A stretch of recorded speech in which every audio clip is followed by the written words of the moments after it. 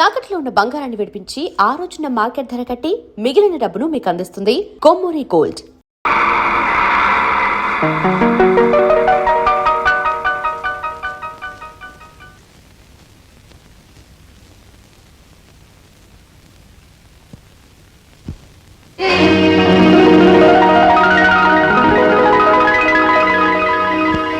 అన్నయ్య, అతను మనకి విరోధి, వెళ్ళొద్దు. నీకే చెప్పారు, కూర్చో. అన్నయ్య, ఊరుకోమ్మా ఊరుకోమ్మా, బాగున్నావు కదా? అన్నయ్య ఆయన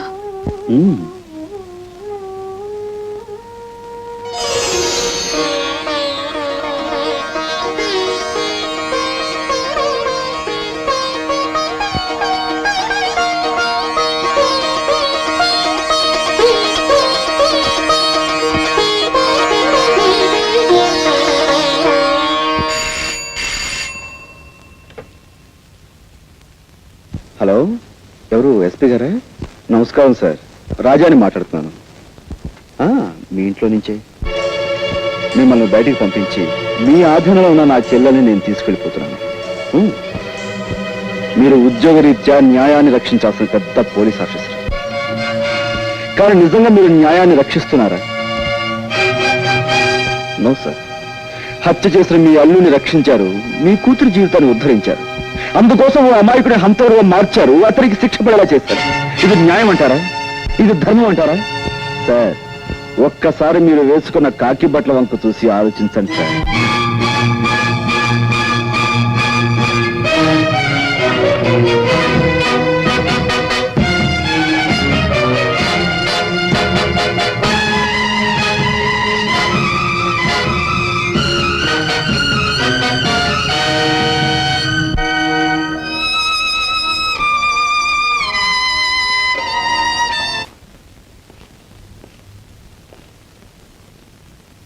ఇదేమిటయ్యా, మీరు లోపల ఉండిపోయారు? మేము లోపలికి నెట్టేసి ఆడవాళ్ళు బయటికి పారిపోయారా? మా తల్లుల్ని జైల్లో పెట్టి మేము బయట డ్యూటీలు చేయలేకపోతున్నాం సార్. అందుకని వాళ్ళ బయటకు వదిలిపెట్టేసి మేము లోనకు వచ్చేసామండి. ఈ విధంగా మా తల్లి రుణం తీర్చుకుంటున్నాం. నిజంగా మీ తల్లి కొడుకుల అనుబంధం చూస్తుంటే నాకు గుండె కరిగి నీరైపోతుందయ్యా. సరే, ఎస్పీ గారితో నేనేదో చెప్పుకుంటాను. అన్నట్టు ఆ ఆడవాళ్లతో పాటు ఇద్దరు రౌడీ వెధవులు కూడా ఉండాలి. వాళ్ళేరి? వాళ్ళు హరికథలో పక్కవాద్యాలు కదండి. వాళ్ళని విడుదల చేయకపోతే ఈ ముసలాళ్ళు బయటకు వెళ్దామన్నారండి. అంచేత వాళ్ళతో పాటు వెళ్ళిన వదిలేసామండి. సరే, మీరు బయటకు వచ్చేయండి.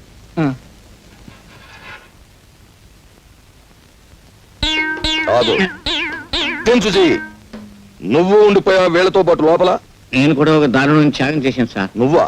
వాళ్ళకంటే తల్లులు బ్రతికున్నారు గనక కొడుకులుగా ఏదో త్యాగం చేశారు అంటే నమ్ముతాను. నీకెవరున్నారు? నువ్వు లంచాలు గిలుతున్నావని తెలిసి మీ అమ్మ ఎప్పుడో ఊరేసు చచ్చిపోయింది కదా? కాదు సార్, కెరసాలు పోసుకుంది సార్. సర్లే, ఏదో ఒకటి.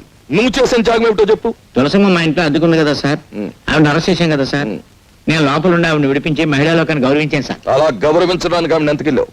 లేదు సార్, సోదరుగా భావించాను. భావించడానికి ఆవిడ ఎంతకిల్లావో చెప్పు. ఒక నెల అద్దె ఎక్స్ట్రాగా ఇస్తున్నాను సార్. అది అలా చెప్పు. ఉరికమ్మ మీకేవాడిని కూడా ఎంతో కొంత గిల్లాలని ఆశించే మనిషి నువ్వు. నీ త్యాగాన్ని ఈ దేశం భరించలేదు. నువ్వు లోపలికెళ్ళు. లోపల ఉక్కుపోసేస్తుంది సార్, బనీని తడిచిపోయింది చూడండి సార్. ఫ్యాన్ వేయించి నీ కోసం ఏసీ పట్టిస్తారు. వెళ్ళు లోపలికి.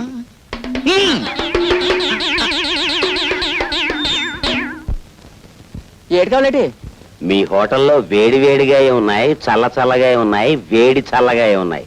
అర్జెంట్ గా చెప్పుకో. మీకు డబ్బులున్నాయా? ఊళ్ళో వాళ్ళందరితో పాటు నీకు కూడా ఎదవలా కనిపిస్తున్నానా? గుండు బద్దలు కొడతాను నా కొడక, కుస్తా బహారైపోతావు. చూసావా, అసలు సిసలైన రిజర్వ్ బ్యాంక్ ఆఫ్ ఇండియా 100 రూపాయల నోట్లు.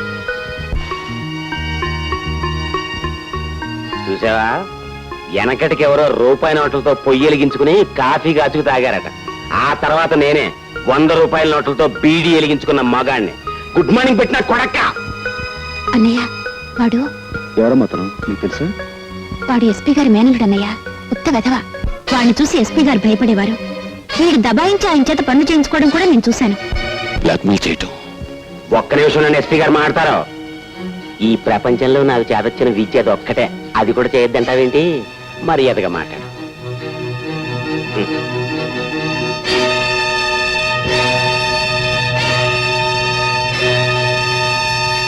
బ్లాక్ మెయిల్ వీరే చేస్తున్నాడా లేక వీడితో ఇంకెవరైనా చేయిస్తున్నారా అని మనం తెలుసుకోవాలి. ఎలా? ఆ విషయాలన్నీ నాకు వదిలేయండి. ఇదిగో బాబు, కొద్దిగా అగ్గిపెట్టి.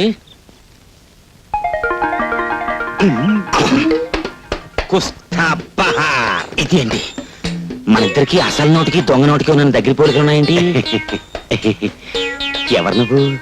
నేను 101 జిల్లాలకి ఎదవనే. ఎదవననిపించుకోవటంలో కూడా పోటీయే. నీ ఎదవతనానికి నా జోహార్లన్నా. నాకు జోహార్లు అర్పించేవాడు నువ్వు అక్కడ కనపడ్డావు ప్రపంచంలో. నీ గొప్పతనం నీకు తెలీదు. నువ్వు హోటల్లో 100 రూపాయల నోటు వెలిగించి బీడీ కాల్చుకున్నప్పుడే తెలిసింది నువ్వెంత గొప్ప ఎదవ్వో. ఆ సప్లైర్ గాడికి నా లెవెల్ చూపించడానికి వెలిగించానన్నా. కానీ క్లబ్కి వెళ్ళాక ఆ 100 వెలిగించినందుకు 100 టన్నులు తినాలి మా ఆవిడతో. క్లబ్బా? ఏ క్లబ్బు? Jackal club. నీ లెవెల్కే అన్నా నువ్వు క్లబ్బు లోపలికి వెడతావు. నన్ను హోటల్ గేట్ దగ్గర గెంటేస్తున్నారు. ఆ క్లబ్బు మా ఆవిడదే అన్నా. అంటే మీ ఆవిడ క్లబ్బు ప్రొపరైటరా? క్లబ్ ప్రొపరైటర్ వేరే ఉన్నాడు, కానీ మా ఆవిడ ఆడితో మిక్సింగ్ అయిపోయింది. మిక్సింగ్ అంటే అదే, ఇంక నానోడితో చెప్పించుకో. దీని అబ్బా, దానికి నేను మొగుండన్న గౌరవం ఏమాత్రం లేదు. రాత్రి క్లబ్ మూసేశాక కస్టమర్స్ అంతా వదిలేసిన ఫుడ్ తినమని ఆర్డర్ వేసింది. దాన్ని బట్టి అర్థం చేసుకో ఎంత పెద్ద సైజు ఏతవనం.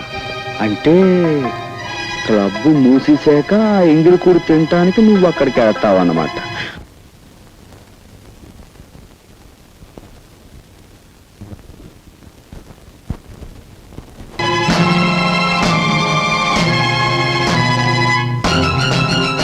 నా ఇష్టం వచ్చిన వాడితో ఆడతాను, పాడతాను. మధ్యలో నువ్వెవతివి? నేను ఎవర్నా? నువ్వు కావాలనుకుంటున్న ఆ వెధవకి పెళ్ళాన్ని. పెళ్ళానివా? పెళ్ళం? నువ్వు అతనికి పెళ్ళం, అతను నీకు మొగుడు. అసలు నీలో పెళ్ళానుకుండవలసిన లక్షణం ఒక్కటైనా ఉందా? మొగుడు ఎంగిలి పళ్ళాల్లో తింటూ ఉంటే చూస్తూ ఊరుకోవడం పెళ్ళం లక్షణమా? తలకి నూనెలా పెట్టుకోకుండా మాసిన గుడ్డలతో ఊరంతా బికారామల్లా తిరుగుతూ ఉంటే చూస్తూ ఊరుకోవడం పెళ్ళం లక్షణమా? సరే, అతను తప్పు చేశాడే అనుకో, అందుకని బూటకాలతో తన్నడం అది పెళ్ళం లక్షణమేనా? అతను నీ మొగుడు అంటున్నావు కాబట్టి వెళ్ళిపోతున్నాను. నిజంగా జీవితంలో నాకు అతను లాంటి వాడు దొరికితే నీలాగా భ్రష్టురాల్ని కాను. అతనితో హ్యాపీగా జీవితాన్ని పంచుకుంటాను. వస్తా. పెద్ద సావిత్రి వచ్చింది నాకు బుద్ధి చెప్పడానికి. నువ్వా? రాత్రి అంత గొడవ జరిగాక మళ్ళీ నన్నెందుకు పిలుస్తావు? పిలవకి ఏం చేయమంటావు చెప్పు. అసలు రాత్రి నీకు ఎన్నో సంగతులు చెప్పుకోవాలనుకున్నాను, కానీ అది ఇంత మూలాన్ని నోరు మూసుకోవాల్సి వచ్చింది. మరే రాత్రి నీ మాటలన్నీ విన్నాక నేను ఓ మొగుణ్ణి అన్న సంగతి నాకు జ్ఞాపకం వచ్చింది. అది కాకుండా నీకు పెళ్లి కాకపోయినా మొగుణ్ణి ఎట్ట గౌరవించాలో, ఎట్ట లాలించాలో, ఎట్ట బుజ్జగించాలో నీకు తెలిసినంతగా ఇండియాలో ఎవరికి తెలియదు అనిపించింది. అంచేత నువ్వు అంటే మన ఇద్దరం పెళ్లి చేసుకుందాం. నేను అంటే మాత్రం నీ పెళ్ళం ఊరుకుంటుందా? ఇదిగో దాని సంగతి ఎత్తకో, దానికి విడాకులు ఇచ్చేస్తాను నువ్వు అంటే. సరే, నేను అంటాను, మరి మా పెద్దోళ్ళు ఒప్పుకోవద్దు. మీ పెద్ద నొప్పింది ఎంతసేపు? కుస్తా బహార్. నీ యవ్వ, నిన్నే పెళ్ళాడాలని నువ్వు పుస్తకం ముందు అనుకుంటుంటే ఇప్పుడు ఈ ఉడతమొహం పెడతనా ఊరుకొని తీసుకొచ్చి పెళ్ళాడతానంటావా?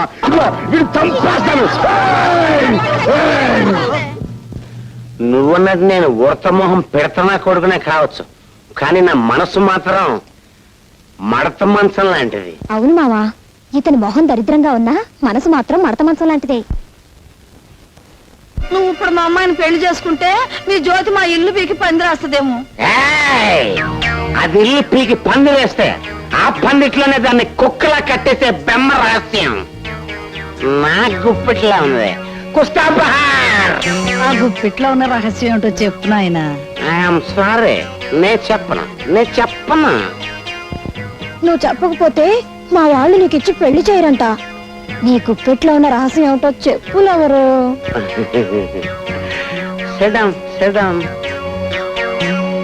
జాగ్రత్తగానండి, చూడండి నువ్వు కూడా జాగ్రత్తగా చెప్పు.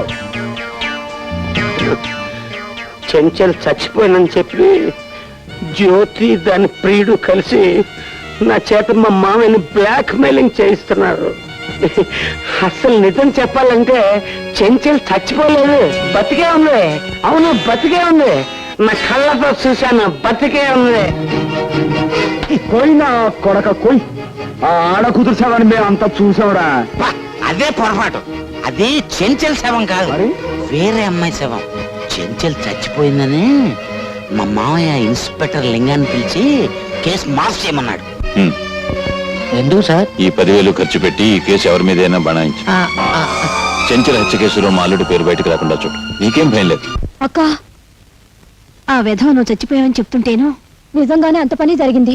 ఓ కుర్రాడు రక్షించడం వల్ల బతికి బయటపడ్డాను.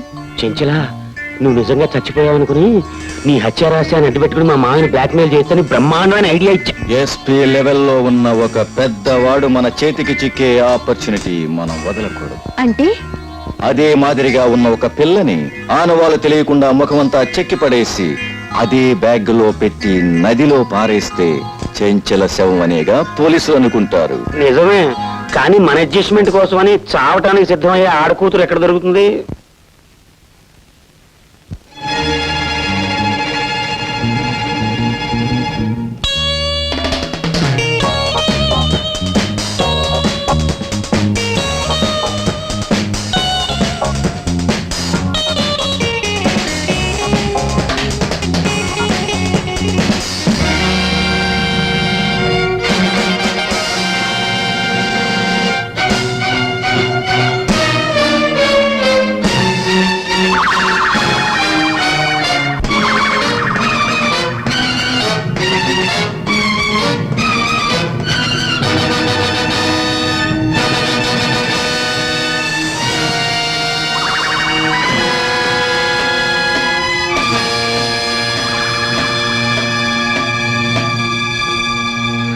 ఇప్పుడు చెప్పండి, చెంచల్ చచ్చిపోయిందంటారా బతికిందంటారా? ఆ గిరిబాబు గారితో సరదాలు చేసుకుంటూ హాయిగా ఉంది. సరే, ఇప్పుడు ఆ చెంచలు ఎక్కడుంది? జ్యోతి దగ్గరే, ఆ క్లబ్ లోనే ఉంది.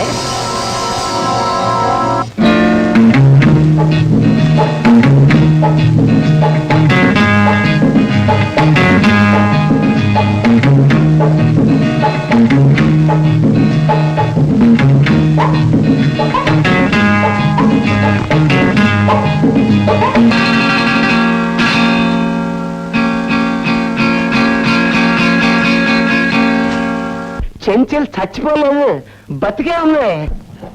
ఇంపాసిబుల్. చంచల బ్రతికుండే అవకాశం ఇది. చంచల హత్య చేయబడినట్టు కోర్టు వారు నమ్మారు. నిందితుడికి శిక్ష కూడా విధించారు. ఈ కేప్ రికార్డులో వాడి మాటలు ఎవడో తాగుమతి మాటలే ఉన్నాయి. అంచేది ఈ మాట అసలేనమ్మా. లేదు సార్, చెంచల బతికే ఉంది. నా ప్రాణాలకు తెగించినా సరే ఆవిడ మీ ముందు హాజరుపరుస్తాను. మా బావని నిర్దోషం నిరూపించుకుంటాను. ఐడియా చూస్తే అగ్రే ఉంది, కానీ తమరెక్కడి నుంచి కదలడానికి వీలు లేదు.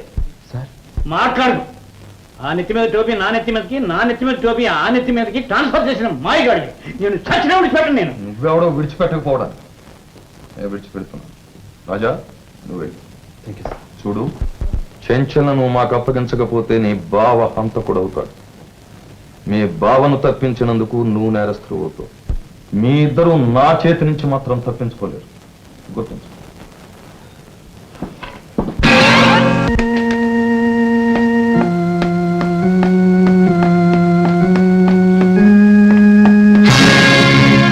మీరు బయటకు వెళ్ళడానికి వీల్లేదు.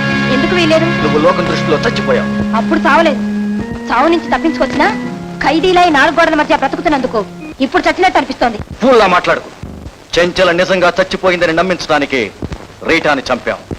ఇప్పుడు మీరిద్దరూ షికార్లు కొడితే చెంచల్ని ఎవరైనా చూస్తే ఏమవుతుంది? నీ పథకాలు ఫలించడం కోసం నా సరదాలను నాశనం చేసుకొని నేను ఇక్కడ సజీవ సమాధి కావాలా? ఇంపాసిబుల్. కరెక్ట్.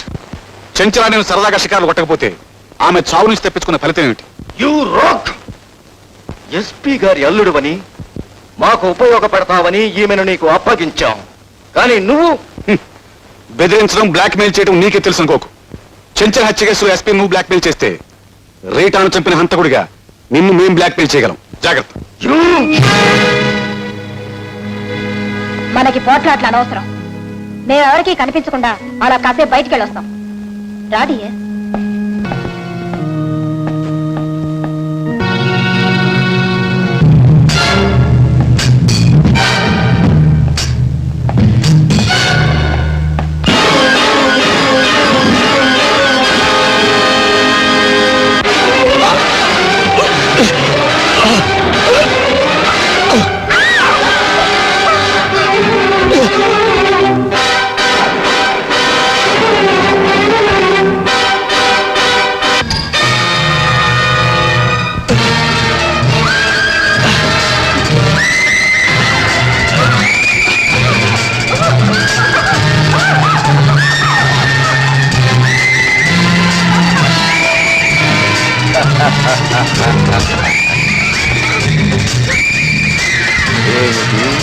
షికార్లు కొడతారా?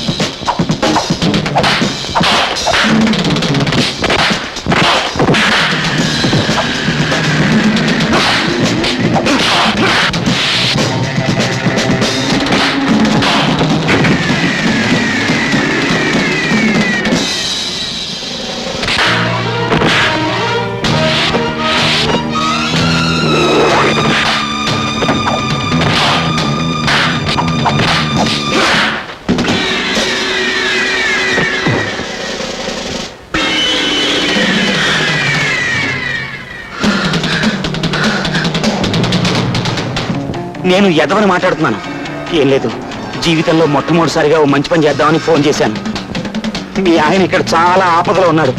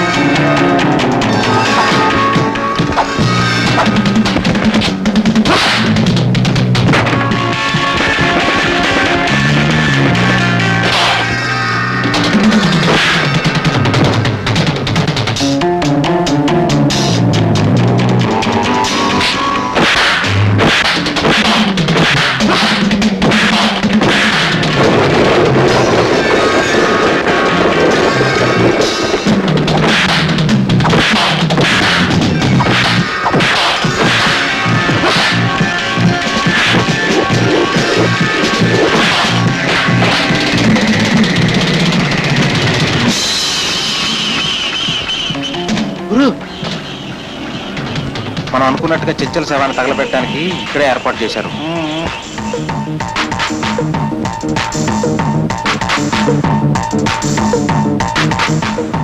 ఆగండి. మీరు చెప్పింది ఏంటి? తెచ్చిన శవం ఏంటి? ఇది ముస్లిం శవం కదా. ముస్లిం శవం కాదయ్యా, ముసుకేసి తీసుకొచ్చావంతే.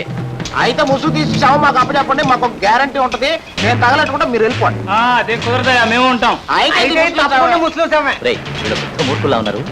శవం తగలబెట్టడం ఏదన్నా కావాల్సింది. అలాగే కానివ్వండి. కలకలి.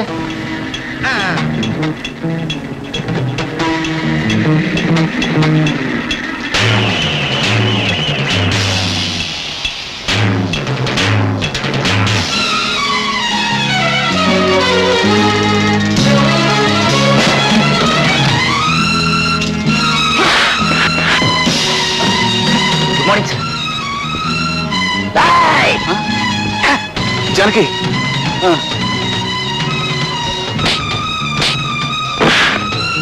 జానకి